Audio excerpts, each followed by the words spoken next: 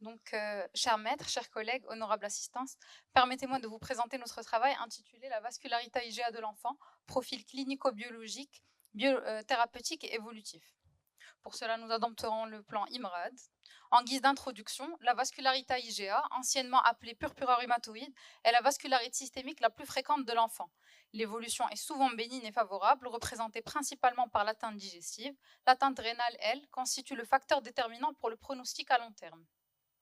Notre étude avait comme objectif de décrire les caractéristiques épidémiologiques, cliniques, biologiques, histopathologiques et évolutives de la vascularité IgA. Pour ce faire, nous avons adopté la méthodologie suivante. Nous avons mené une étude observationnelle type cohorte descriptive rétrospective qui portait sur les patients hospitalisés au service de pédiatrie B du CHU Mohamed VI de Marrakech pour purpura rhumatoïde sur une période s'étendant du 1er janvier 2018 au 31 décembre 2022. Nous avons déterminé des critères de jugement de notre étude et avons collecté les données sur une fiche d'exploitation analysée par le logiciel Jamovi. Donc, comme nous le savons tous, le diagnostic de la vascularité IgA est clinique. En pratique, on utilise la classification Euler-Printo-Prez qui a été révisée en 2008 et qui permet de distinguer la vascularité IgA des autres entités de vascularité infantile. Le diagnostic est posé avec comme critère obligatoire le purpura vasculaire, associé à au moins un des 4 critères suivants, une atteinte abdominale, articulaire, rénale ou bien une confirmation histologique d'une vascularité à dépôt d'IgA.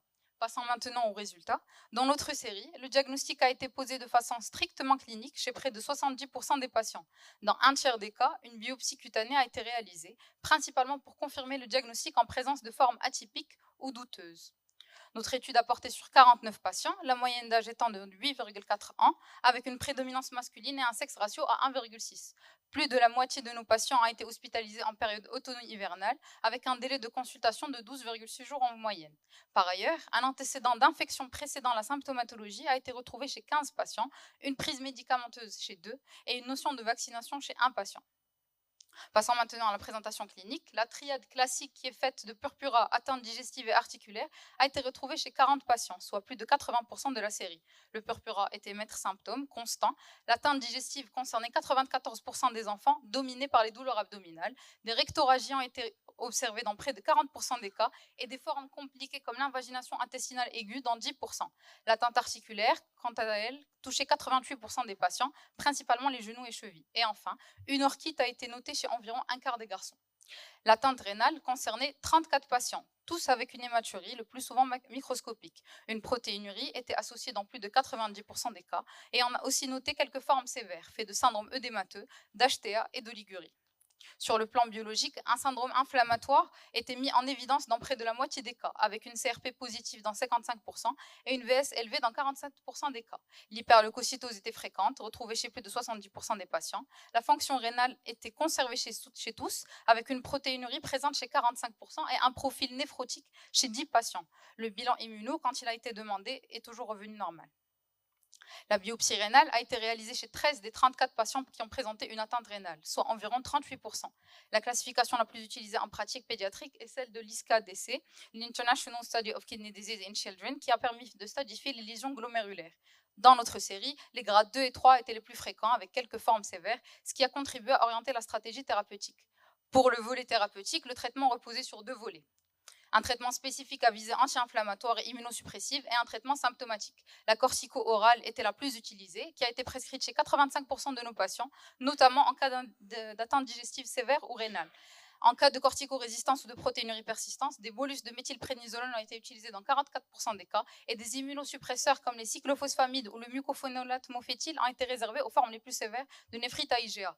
Et heureusement, dans notre série, aucun patient n'a nécessité de recours à une opération extra-rénale.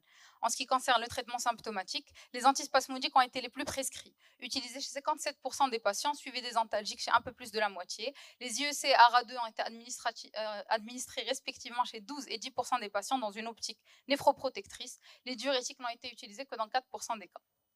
Pour ce qui est de l'évolution, dans notre série, 37 patients avaient un suivi régulier en consultation. 6 patients étaient perdus de vue après 1 an de suivi en moyenne. Nous avions imploré un seul décès dans notre série suite à une inondation ventriculaire et un hématome intraparenchymateux dans un contexte de thrombopénie sévère. Le recul moyen était de 2,2 ans, avec des extrêmes allant de 2 mois à 4 ans. La majorité de nos patients, soit 88,2% des malades, avaient pour leur néphrite à IgA une évolution favorable. Donc, nous allons discuter nos résultats à la lumière des données de la littérature. Comme dans la majorité des séries publiées, nous avons observé une prédominance masculine nette, avec un sexe ratio de 1,6 dans notre étude, ce qui est en accord avec les données de la littérature. Le pic saisonnier en automne et en hiver est également bien documenté et suggère le rôle probablement d'un facteur infectieux déclenchant, en particulier d'origine virale ou ORL. Dans notre cohorte, les antécédents infectieux ont été retrouvés chez environ un tiers des patients. L'absence de registre national sur la vascularité IgA dans notre contexte limite cependant la connaissance précise de son incidence et de sa répartition géographique. L'atteinte digestive était très fréquente dans notre série, la douleur abdominale était constante, l'hémorragie digestive observée dans 43% des cas reste comparable avec des taux plus élevés de la littérature, notamment la série de Zerouel à Marrakech. Ces données traduisent une expression digestive qui est souvent marquée, qui justifie une surveillance clinique rapprochée. L'atteinte articulaire a été retrouvée dans 88% des cas, un taux élevé et comparable à celui rapporté par Ben Meriem en Tunisie. Les genoux étaient touchés chez tous les patients concernés, suivis des chevilles et des poignets et des coudes dans un tiers des cas. Ces localisations sont classiques et confirment la prédominance des arthrites périphériques transitoires qui sont souvent douloureuses mais non déformantes. L'atteinte rénale dans notre série s'est principalement manifestée par une association protéinurie-hématurie dans plus de 90% des cas, ce qui est nettement supérieur à la plupart des séries rapportées. Les formes isolées comme l'hématurie microscopique ou la protéinurie sont restées peu fréquentes. En revanche, aucun cas d'insuffisance rénale ni d'HTA n'a été observé, ce qui traduit un bon pronostic rénal à court terme malgré la fréquence élevée des atteintes mixtes ou néphrotiques. Pour l'atteinte rénale, l'évolution a été favorable dans la grande majorité des cas, avec 88% de grade A selon la classification de Meadow et aucun cas de dégradation rénale sévère. Ce profil évolutif est comparable aux grandes séries internationales, même si on a un recul plus court, on a dit d'environ 2,2 ans. Ces résultats confirment le bon pronostic à court terme, mais soulignent l'importance d'un suivi prolongé pour détecter d'éventuelles rechutes ou séquelles tardives. Comme conclusion, notre série confirme le bon pronostic global de la vascularité IgA chez l'enfant, avec une évolution favorable dans la majorité des cas. Les formes digestives et rénales ont justifié une prise en charge adaptée, essentiellement par la corticothérapie.